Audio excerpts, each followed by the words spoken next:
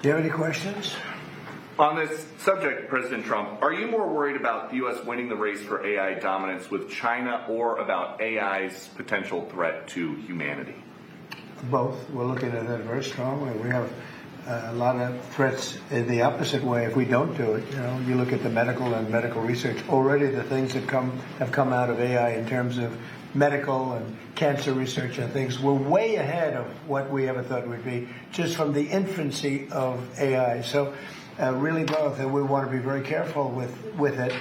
We also know that a big part of our economy, it could be 50, 60% of our economy going forward for a period of time at least, especially during the startup, is AI and AI-based. We have trillions of dollars of construction going on, and that construction would stop, or it would certainly be, a lot of it would be halted. So, look, we're leading China. We're leading China by a lot. China knows that, and not doing this would be the greatest gift to China and other countries, but China in particular, that China has ever received. And with Venezuela, now that we've seized this tanker, is the campaign against Venezuela still just about drugs, or is it now also about oil? Well, it's about a lot of things, but one of the things it's about is the fact that they've allowed millions of people to come into our country from their prisons, from gangs, from drug dealers, and from mental institutions, probably proportionately more than anybody else. They came in from many countries.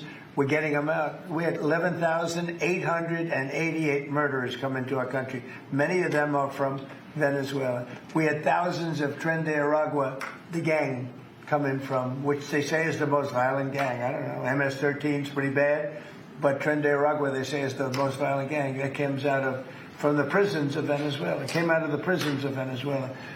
So it has to do with a lot of things. They've treated us badly, and I guess now we're not treating them so good. If you look at the drug traffic by sea is down 92%. And nobody can figure out who the 8% is, because I have no idea. Anybody getting involved in that right now is not doing well. And we'll start that on land, too.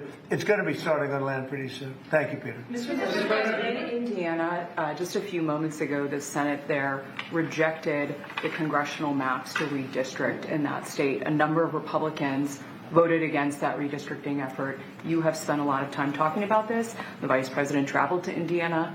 What's your reaction? Well, we won every other state. That's the only state. It's funny because I won Indiana all 3 times by a landslide, and I wasn't working on it very hard. Would have been nice. I think we would have picked up 2 seats if we did that.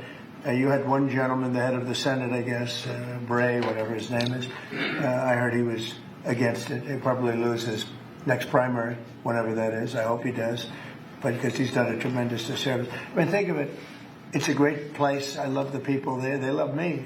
We won in a landslide all 3 times. Got tremendous votes. I got record votes. And then there's no reason for doing that. And the Democrats do it to us, so I can't imagine that they do it. But I wasn't very much involved. But there's a man named Bray, as I guess, head of the Senate. Was that Bray? Is that the name? Bray? I mean, I'm sure that whenever his primary is, it's, I think, in 2 years, but I'm sure he'll go down.